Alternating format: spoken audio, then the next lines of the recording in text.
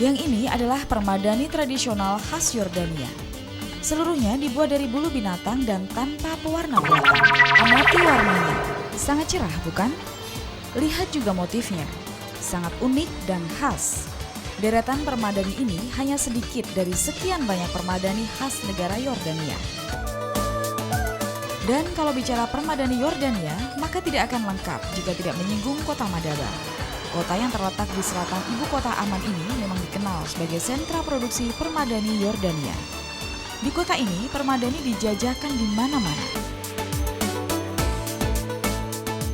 Di toko milik lelaki bernama A'la ini misalnya, hampir seluruh sudut toko yang berdiri sejak tahun 1981 dipenuhi dengan permadani beraneka warna dan corak.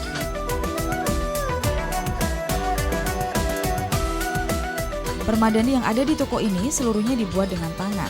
Dan inilah si pembuatnya. Ya, Mohsen memang andalan A'la untuk soal permadani. Lelaki ini sudah 6 tahun bekerja di toko A'la sebagai pembuat permadani.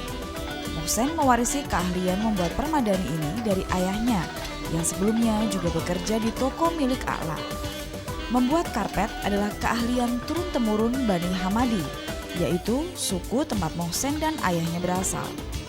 Dan beginilah Mohsen ketika beraksi.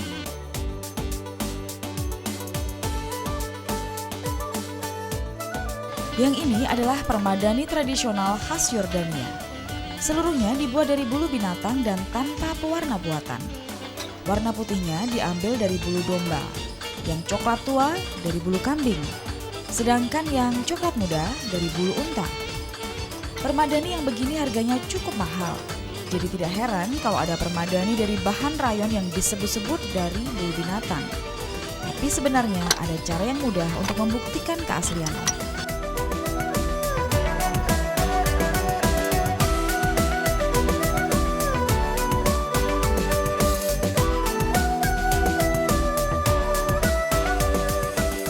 Ternyata selain karpet, Yordania khususnya kota Madaba juga punya kerajinan khas lainnya, yaitu mozaik. Madaba sendiri memang disebut kota mozaik karena banyaknya mozaik peninggalan zaman dahulu yang ditemukan di kota ini. Karena itulah membuat mozaik menjadi keterampilan khusus penduduk kota ini.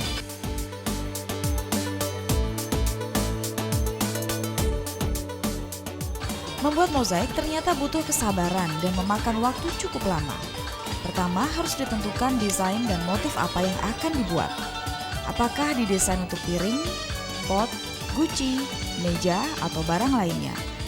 Motif yang digambar biasanya berhubungan dengan kehidupan sehari-hari, seperti hewan, tumbuhan, atau manusia. Selain digambar, para pengrajin ini akan mengerjakannya dengan sangat hati-hati. Mereka harus memotong batu yang besar hingga menjadi potongan-potongan kecil yang disebut tesserae. Setelah semuanya tersusun rapi, barulah dikeringkan. Untuk membuat sebuah piring besar dari mozaik diperlukan waktu sampai berminggu-minggu. Bayangkan jika harus membuat meja atau guci, mungkin bisa berbulan-bulan. Selain karena memang rumit, para pengrajin hanya diperbolehkan bekerja selama kurang lebih 4 jam setiap harinya. Sebab jika terlalu lama, pekerjaan ini dapat membuat mata lelah dan badan pegal-pegal. Tapi semua kerja keras dan ketekunan ini memang tidak sia-sia.